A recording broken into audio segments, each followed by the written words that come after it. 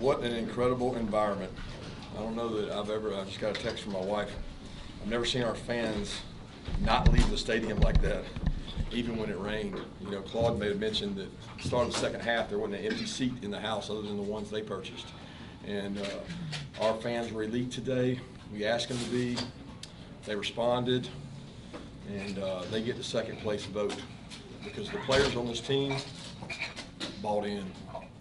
And they understood the plan, they executed the plan, they played extremely physical, they played without ego, and they played complementary football, which is always important. Really proud of the way our guys played. And that'll open it up.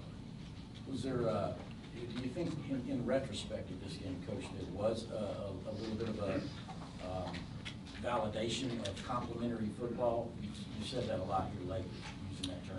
Well, I mean, I don't think we have to validate complementary football. We've been playing complementary football around here for a long time. I just think that's the way you should play football. We talked all week about hunting with a purpose. You know, Drew Brandon gave our team an incredible message on Friday, and he gave them a history lesson. But it was great for the players to hear it and buy in. They gained confidence as the week went on to the plan, and they stuck to the plan, and they executed well. You know, we still turned the ball over too much, but some of that was on the weather conditions. But I was just so proud of how selfless the players were. And guys, we were a beat-up football team coming into this game. You know, we had 2 linemen that really couldn't go, didn't practice all week. Ladd couldn't go 2 days this week. Beefy went down during the game. Nolan was out. We had a lot of players dinged up, and a lot of guys stepped up to play for them. Kirby, how aggressive was that game plan? I saw you on Game Day today talking about cornerbacks being on islands, potential hidden heroes. I mean, just how hung out were some of those guys in coverage? Well, they'll never be not hung out when you play them. I mean, there's not another way to do it. So, like, if you play them, you're going to be hung out because you can't put 2 people 45 yards from the ball. You can only put 1. But our kids understood the plan. I mean, they stuck to the plan, and the plan was really hard practice, a lot of reps, a lot of organization, a lot of details in terms of how fast we can we duplicate their speed, maybe even faster. Can we get lined up? Can we execute? Can we stop the run? Those are all questions that we had coming in, and you know, we don't get to play against that kind of offense, so it's tough to prepare for. Kirby, you were asked before earlier in the week about how Keeley had played. Comes out, has that interception. Just what did you think of his performance?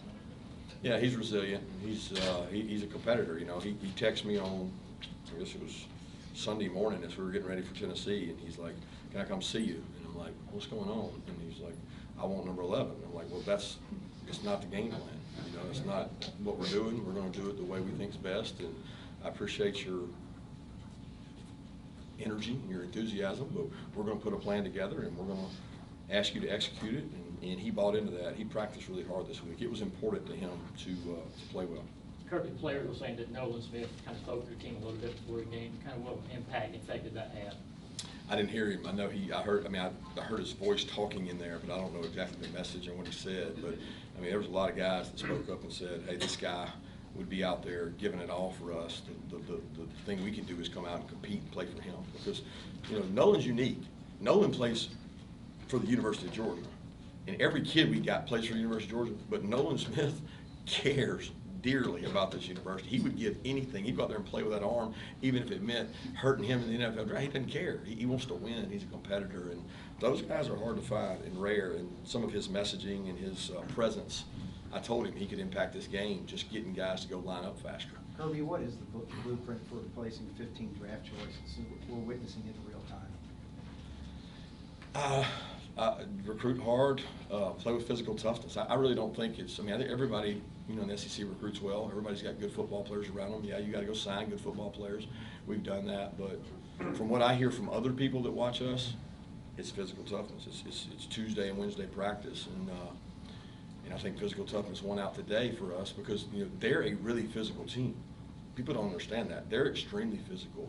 They run the ball between the tackles, and until you take that away, it doesn't matter.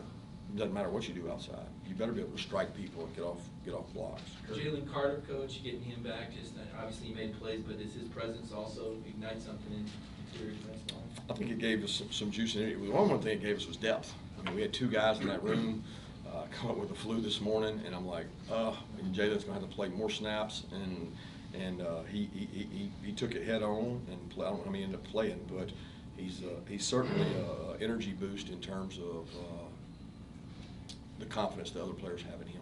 Kirby, a lot of attention.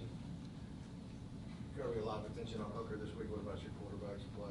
I thought our quarterback played really good. He played within the system. He understands our system. He puts us in the right place so much.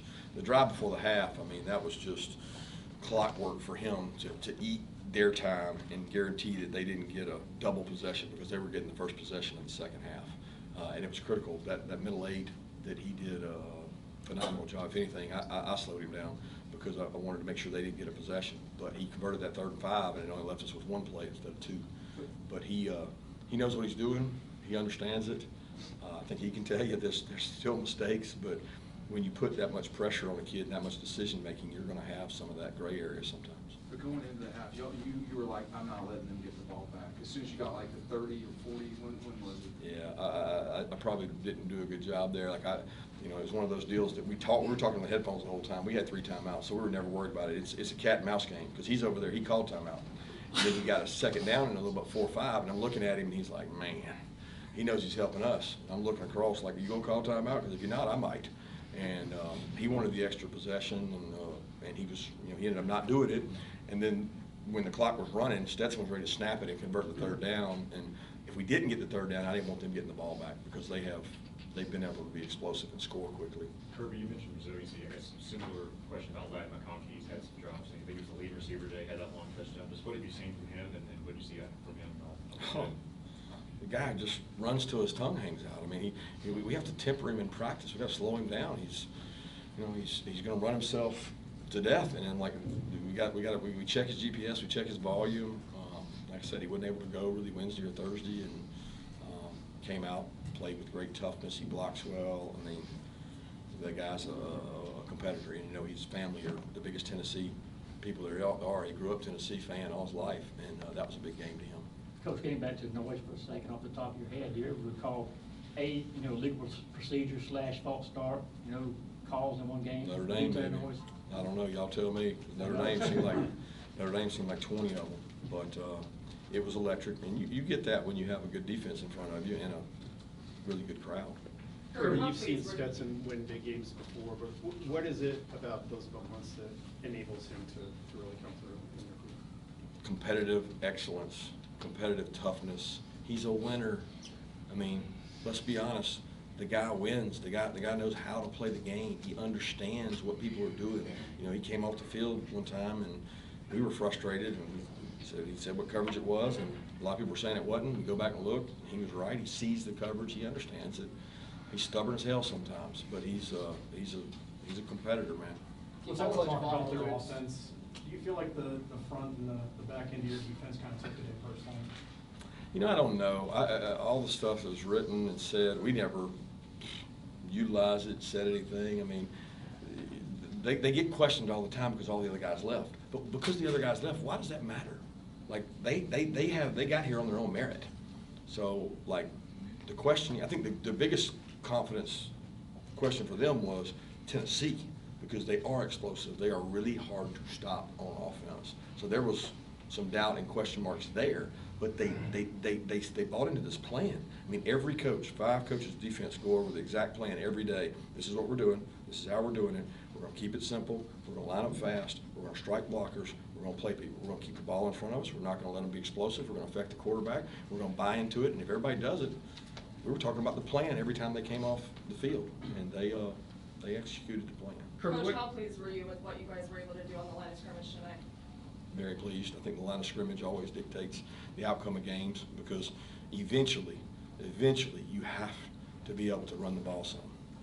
And we were able to run it, and I don't know, I still feel like they ran it well late, but I feel like we controlled the run game. Did you run the ball in the second half because of the weather, or because you wanted to chew clock, or? The weather, we could give sloppy. I mean, you saw it back to back. It's wet. The ball's everywhere. They fumble. They hardly ever fumble. We fumble. We don't fumble much. Back to back, and it becomes a who cannot mess it up. I mean, at that point, it was a different kind of game. So we went in the bag a little bit, and they were they were in a tough position because it's hard to throw in that environment. Punters don't get much love, but that 75-yard kick. Man, I told him he worked like a boomerang from Australia. It was just sidewinding. I kept going, get out of bounds, get out of bounds, and it's a hell of a kick by him, and that was a big momentum swing. Kirby, adjustments, you talked about how Tennessee adjusts and how this is like option football, but with the pass game. What about the job your staff did? I know you guys don't always pat yourself on the back, but clearly, schematically, you guys were sound here. Sound, but I would say again, going into the game, what did we say we were not going to do? We're not giving them layups. If they go in for a layup, we're fouling them. We're not giving layups. We're not giving layups. And we stayed away from the layups. And, you know, no disrespect to those other teams. They had a good plan probably too. But if you make it hard, complicated, you can't do it fast enough.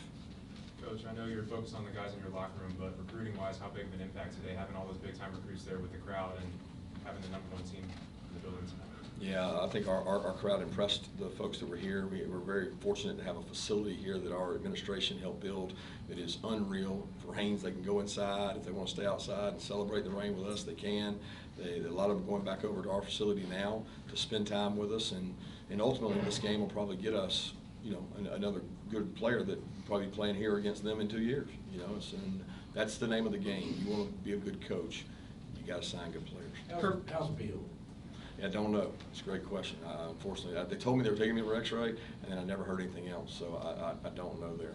What impressed you most about the team? I mean, you guys have had a lot of big games in recent years, but maybe a lot of these guys haven't been in the prominent roles that they were in tonight.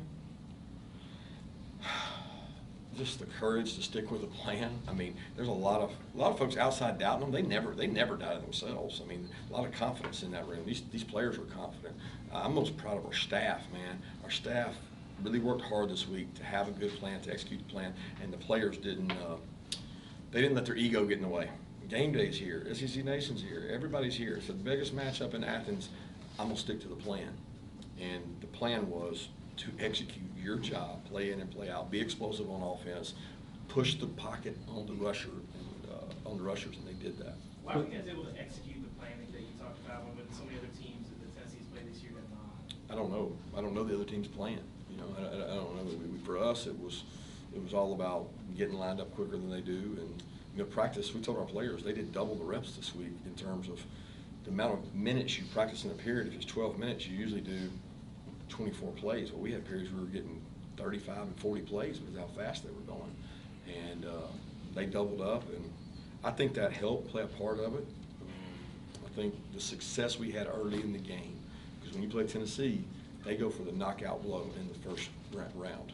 You got to survive it. And I don't like surviving anything. We want to attack it, but with them, it's about surviving that. Kirby, how big was Arian's catch, and especially just with everything he's gone through, that he's going to be back out there? Man, that guy stays out there. I kept having dreams I was going to have to put him in against their 11 to let him run with it, but he stayed after practice every day, ran a lot of comeback routes, a lot of slants, a lot of deep balls, and for him to get that is so much gratification for this kid who worked so hard. And he had bumps and bruises during the week and had to go in a black shirt and bounced all the way back and really thought he was going to catch that ball late to put a dagger in there. But he's a great kid, and he's a really good player. You talked about dreams a second ago. Did you sleep well last night knowing what y'all were getting into? I slept better as the week went on because I felt really good in the plan we had. I thought we had to execute it, and I told my wife and kids leaving today, I said, we've done everything we can do. We've put together a great plan. Our kids have bought into it. Just go execute it. You know, I knew that our crowd would impact the game. And someone texted me and said, hey, you remember Alabama-Auburn last year at Auburn? They had crowd noise galore, and they had all those sacks. And it goes back to when you play on the road in the SEC, you can't account for that 0.2 seconds of get off that changes the rush. And it changed tonight. It helped our rush. Years past, your players would be out dancing with the student section for 15 minutes after the game. For the most part, it seemed like everybody just kind of headed to the locker room. Is that something that they just instinctually, you beat the #1 team, And it didn't, you know, celebration-wise, at least outwardly, didn't seem that way. Is that just a mindset that this is not the end? I hope they're just not ready to get downtown. I hope that's not the problem. They buy into it. They understand that humility is a week away. They've got to go to Starkville next week, which is a tough game. And I'll be honest with you, our guys probably want to get in there to go in there and celebrate. Half of them, they want to go get their phones as soon as they walk in. So they're like, well, I can't say that. They're just like like my kids. They want to go get their phone and see what somebody said about them. So y'all say nice stuff about them tonight. Just take two more questions. Oh, is this going to break a record for us? In like 2 hours? Two more questions. Kirby, you've Quick been question. here a long Quick time. Was this just the loudest ever? I don't know. I always tell people, when you can't hear, it's deafening. Like, what's more deafening than deafening? They have that little decibel thing. I don't understand that thing at all. There's no way it's accurate. I mean, but I look at it as Kentucky was loud, Arkansas was loud, Notre Dame was loud, and it was loud, and loud is loud. So there's a point where you cannot hear, and I was proud of our fans, because I don't know if our stadium is exactly built vertically for just crazy crowd noise, but they were impactful tonight. Quick question, Coach, about defensive scheme. Hi, Coach, how you doing? Good. Talking about Javon Bullard as far as Yeah. coming off the edge. Tell me a little about his role and how it's grown on the field. He is so tough. He is so physical. He is like a little stick of dynamite, man. And when we recruited him, it was a COVID year, and there weren't that many people recruiting him. I said, man, this guy's tough. He loves contact. He hits people. And Schumann and defensive staff, I give Schumann a lot of credit. He came up with a couple plays that he thought would disrupt them, and we kept running the same thing. And it was like, you can't run it again. He ran again. I said, we can't run it again. He ran it again. I'm like, geez. Bullard kept coming off the edge and was really impactful as a rusher. And the guys in the back end held up. So I was really proud of those guys. And look, I want to make sure, I'm super proud of our offense, because I personally think coming into that game, that Tennessee's defense was really peaking and getting better. They had played really good football, guys. They attacked the ball. They do good in the red area. They got a good defensive unit, and our offense came out to play. Thanks. Thank you.